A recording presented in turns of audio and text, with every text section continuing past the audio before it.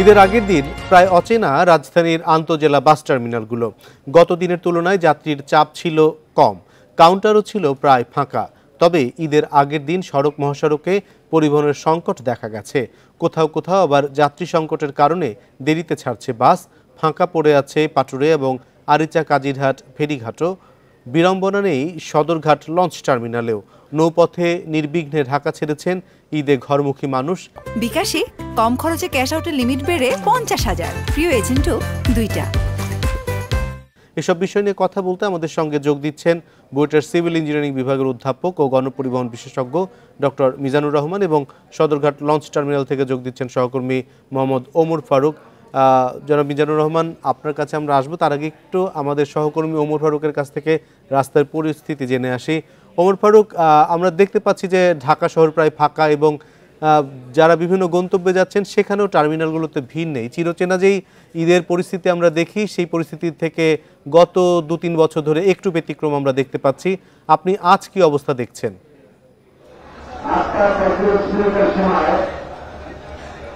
আমরা এই মুহূর্তে ঠিক দাঁড়িয়েছি একটি লঞ্চে। সেই জায়গাও কিন্তু লঞ্চটি কিন্তু প্রায় 2 থেকে 3 ঘন্টা ধরে অপেক্ষা করছে, কোনো যাত্রী খুঁজে পাচ্ছে না। অর্থাৎ একটু পরে লঞ্চটি ছেড়ে যাওয়ার কথা, তবে লঞ্চটি যদি কোনো যাত্রী না পায় তারা সাধারণত লঞ্চটি ছেড়ে চলে যাবে। আমি বিকেল থেকে এখানে রয়েছি।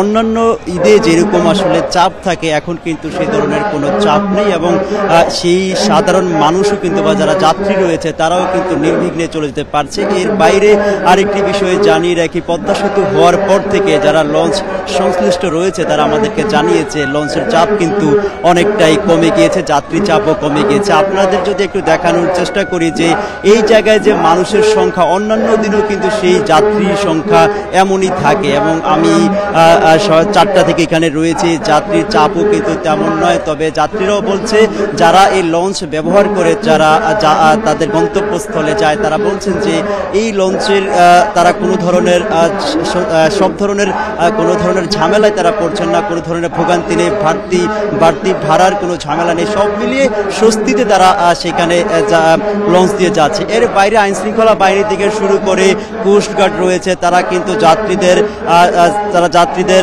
সেবা নিশ্চিতে তারা কাজ করে যাচ্ছে এবং যাত্রীদের সাথে আমরা কথা বলেছি, তারা আমাদেরকে একটি বিষয় জানিয়েছেন যে অন্যান্য বছর যে ভাড়ার ভোগান্তি এবার কিন্তু সেটি নেই এবং অন্যান্য বারের যে ধরনের আসলে ভিড়ভাট্টা থাকে সেটিও কিন্তু নেই এবং লঞ্চ মালিকরাও বলছে যে তাদের আসলে মন খারাপ। গত 2-1 দিন ধরেই কিছুটা বাড়তি চাপ ছিল, এর বাইরে কিন্তু কোনো ধরনের চাপ তাদের মধ্যে নেই, যার কারণে তারা আসলে অনেক সময় খালি লঞ্চ নিয়ে তারা চলে যাচ্ছে। একটু আগে বরিশাল ভোলার 2টি লঞ্চ ছেড়ে গিয়েছে, সেখানে কিন্তু পর্যাপ্ত যাত্রী ছিল না। আরেকটি তথ্য জানিয়ে রাখি, অন্যান্য সময়ে প্রায় 200 থেকে 250টি লঞ্চ এখান থেকে ছেড়ে যায়, এবার কিন্তু 50 থেকে 60টির মতো লঞ্চ এখানে রয়েছে, সেইগুলো ছেড়ে যাচ্ছে এবং পর্যাপ্ত যাত্রী না পাওয়ার কারণে তারা কিন্তু মন খারাপ করছে। আপনার অবস্থা এবং পরিস্থিতি আমরা বুঝতে পারছি। এবার যেতে চাই পরিবহন বিশেষজ্ঞ অধ্যাপক ডক্টর মিজানুর রহমানের কাছে। ডক্টর মিজানুর রহমান, আমরা যে পরিস্থিতি দেখতে পাচ্ছি, এটি কি ব্যবস্থাপনা একটু উন্নত হয়েছে নাকি ঈদের যে দীর্ঘ ছুটির আগে বেশ কয়েকদিন বাড়ি যাওয়ার সুযোগ পেয়েছে, ধাপে ধাপে মানুষ গেছে, সেজন্য আপনার পর্যবেক্ষণ কি বলে? ধন্যবাদ আপনাকে। প্রথমে আমি আপনার মাধ্যমে ইন্ডিপেন্ডেন্ট টেলিভিশনের সকল দর্শক শ্রোতাকে ঈদের শুভেচ্ছা জানাই, ঈদ মোবারক সবাইকে। আর আপনি যেটি বললেন সেটি অনেকগুলো কারণের আসলে সংমিশ্রণে আমি বলবো যে আমাদের যে ম্যানেজমেন্ট সেখানেও কিছুটা দক্ষতা এসেছে, আমাদের সকল রুটের যেই ইনফ্রাস্ট্রাকচার সুবিধা সেটি বেড়েছে এবং মানুষ পর্যায়ক্রমে ঢাকা ছাড়ছে বলে আপনার ভোগান্তিটা অনেক কম হচ্ছে। আমি এই একই সাথে আপনার মাধ্যমে আসলে যারা এই পরিবহন সেক্টরের সাথে জড়িত এবং যারা অক্লান্ত পরিশ্রম করে ঈদে যারা বাড়ি ফিরবে তাদেরকে অনেকটা ভোগান্তি ছাড়াই তাদের গন্তব্যে পৌঁছে দিতে পারছেন, আমি তাদেরকেও আসলে ধন্যবাদ দিতে চাই। আমরা তো সবসময় আসলে তাদের সমালোচনা করি, কিন্তু যখন তারা ভালো কাজ করবে তখন তাদের কিন্তু একটু প্রশংসা পাওয়া উচিত। আর আমার বিশ্লেষণ যেটি আসলে যদি আমাদের দেখেন যে ঢাকা থেকে কোন দিকে আমাদের ঈদের সময় মানুষজন বেশি যায়, আমাদের কিছু যায় উত্তর বঙ্গে, কিছু যায় আমাদের দক্ষিণবঙ্গে যায় এবং চট্টগ্রামের দিকে যায় এবং 3 দিকেই যদি আমরা বিশ্লেষণ করি, বিশেষ করে পদ্মা সেতু হওয়ার পরে আপনার ঢাকা আরিচা সড়কে কিন্তু আপনার যেই যানবাহনের চাপ, সেই যানবাহনের চাপ কিন্তু অনেক কমে গেছে। এর ফলে যেটি হয় যে আপনার উত্তরবঙ্গে আগে আপনার হয়তো বঙ্গবন্ধু সেতু পার হয়ে আপনার যেই সব সকল যানবাহন যেত, তাদের কিছু অংশ কিন্তু ডাইভার্ট হয়ে এখন আরিচা দিয়ে ফেরি ব্যবহার করে যাচ্ছে। তার ফলে কিন্তু ওইখানেও আপনার কিছুটা চাপ কমে যাচ্ছে। কারণ আমরা অনেক সময় দেখি যে আপনার বঙ্গবন্ধু সেতুর, বিশেষ করে এলেঙ্গা থেকে সেতু পর্যন্ত আপনার অনেক বেশি চাপ হয়ে যায় সেতুমুখী গাড়ির জন্য।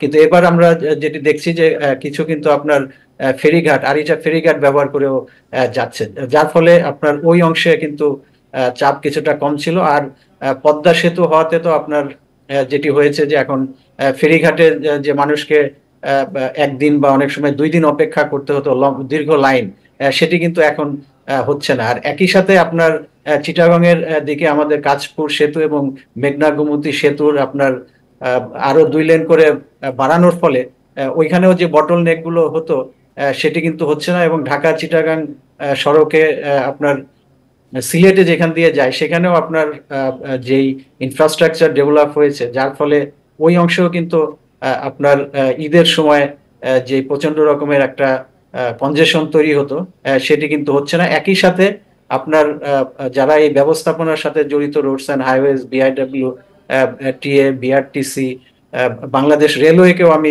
এর সাথে সংযুক্ত করতে চাই। তাদের সকলের ম্যানেজমেন্ট ক্যাপাসিটিও কিন্তু ধীরে ধীরে বাড়ছে এবং সবকিছুর ফলেই যে আমরা যারা বাড়িতে ঈদ করতে যাচ্ছেন তাদের ঈদ যাত্রার ভোগান্তি আগের তুলনায় অনেকাংশে কিন্তু কমে এসেছে।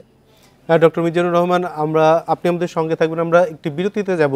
ফিরে একটু জানতে চাইবো যে এবার আমরা স্বস্তির যাত্রা দেখতে পেলেও আমরা বাসে দেখেছি যে বেশ কিছু ভাড়া বেশি নেবার কথা আমরা অভিযোগ শুনেছি, এবং যাদের এটি তদারকি করার কথা ছিল তাদেরকে খুব বেশি মাঠে দেখা যায় না। আমাদের রিপোর্টারের সঙ্গে গতকালকেও আমার কথা হচ্ছিল, ভিজিলেন্স টিমকে তিনি খুঁজে পাচ্ছিলেন না এবং এইসব বিষয়। এবং রেলের আর একটি টিকিটের ক্ষেত্রে আমরা দেখেছি যে অনলাইনে টিকিট কাটতেও এক ধরনের ভোগান্তিতে পড়তে হয়েছে মানুষকে। যেমন ফরুক, মাঠ পর্যায়ে লঞ্চ, বাস বা ট্রেনে অব্যবস্থাপনা কি দেখেছেন, অথবা ভাড়া বৃদ্ধি নিয়ে কি অভিযোগ পেয়েছেন?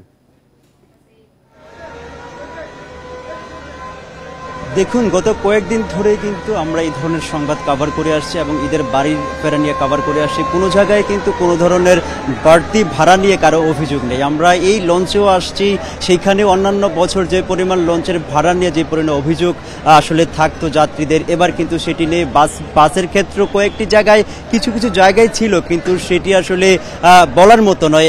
আর অন্যান্য জায়গায় সব মিলে যদি বলি লঞ্চ, ট্রেন এবং বাস, কোনো জায়গায় কিন্তু বাড়তি ভাড়া নিয়ে কোনো ধরনের অভিযোগ আমরা শুনিনি, যার কারণে একেবারে বলা যায় আবার কিন্তু নির্বিঘ্নে মানুষ বাড়ি ফিরছে। এবং ভাড়া নিয়ে যে ধরনের প্রতিবার ভোগান্তি থাকে, এবার কিন্তু সেই ভোগান্তি অন্তত আমরা দেখিনি এবং এই লঞ্চের এসেও দেখিনি। বরং লঞ্চ পেরেছে। ওমর ফারুক, আপনাকে অনেক ধন্যবাদ। এবার যেতে চাই ডক্টর মিজানুর রহমানের কাছে। ডক্টর মিজানুর রহমান, আমরা দেখতে পাচ্ছি যে পদ্মা সেতুতে গতকাল 24 ঘন্টায় সর্বোচ্চ রেকর্ড হয়েছে। আমি দেখতে পাচ্ছি যে 4,90,67,050 টাকা একদিনে টোল আদায় হয়েছে। এটি নিঃসন্দেহে আপনি যেমনটি বলছিলেন যে পদ্মা সেতু হবার পর দক্ষিণাঞ্চলে মানুষের যাতায়াত অনেক সুগম হয়েছে, এবং অনেকগুলো সেতুর কথা বলছিলেন যে কারণে এবার ঈদের নির্বিঘ্ন যাতায়াত হচ্ছে। কিন্তু কিছু অব্যবস্থাপনার কথা যেটি শুনেছি, গতকাল মহাখালী টার্মিনালে আমরা দেখেছি যে 700 টাকার ভাড়া 1300 টাকা নেওয়া হচ্ছে। এরকম কিছু অভিযোগ কয়েকটি জায়গা থেকে পেয়েছে। সার্বিকভাবে এইগুলি যদি একটু দূর করতে হয় তাহলে কি করণীয়? ধন্যবাদ আপনাকে। আপনার রিপোর্টার আসলে যেমনটি বলছিল, মানে গত কয়েক বছরের ভাড়ার ক্ষেত্রে যেমন অব্যবস্থাপনা আমরা দেখেছি, এবার হয়তো কিছুটা কম, কিন্তু আমরা চাই যে সেটাকে একদম জিরো লেভেলে নামিয়ে আনা।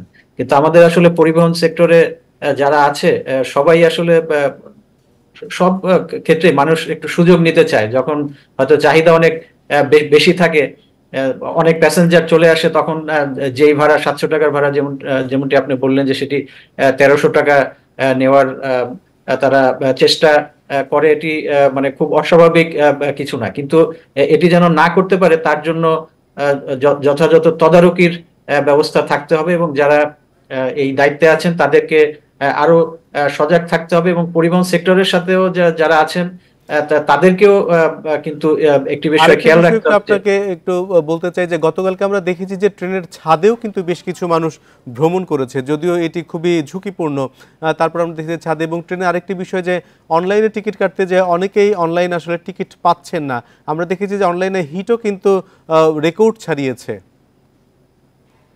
আসলে ট্রেনের যে দৃশ্যের কথা আপনি বললেন সেটি কিন্তু মানে যাতায়াতের জন্য খুবই ঝুঁকিপূর্ণ, কিন্তু মানুষ আসলে যে কোনো ভাবেই ঈদে তার বাড়িতে সে যেতে চাই, এবং যখন সে কমলাপুর রেল স্টেশনে পৌঁছায় তখন দেখা যাচ্ছে যে ভিতরে আগে যাত্রী যাচ্ছে, তখন ভিতর ভরে গেলেও যখন ভিতরে যেতে পারছে না তখন মই দিয়ে আপনার ট্রেনের ছাদে চড়ে যাচ্ছে। এর ফলে যেটি হচ্ছে যে ট্রেন কিন্তু খুব ধীর গতিতে কিন্তু মানে সে তাকে চলতে সে কিন্তু বাধ্য হচ্ছে, এবং নর্মাল যে ট্রেনের যে গতি সেই গতিতে কিন্তু সে চলতে পারছে না। এর ফলে কিন্তু ট্রেনের শিডিউলেরও কিন্তু কিছুটা আপনার এই কারণে বিপর্যয় ঘটে। আর আরেকটি যেটি আপনি বললেন যে ট্রেনের টিকিট কাটার ক্ষেত্রে, এটি কিন্তু আমাদের কানেও এসেছে যে আপনার টিকিট অনলাইনে টিকিট, কিন্তু তারপরেও অনেক অনেক সময় শোনা যাচ্ছে যে সেটি কালোবাজারিতে চলে যাচ্ছে সেই টিকিট। কিন্তু এটি আসলে অনলাইনে করা হয় কিন্তু স্বচ্ছতার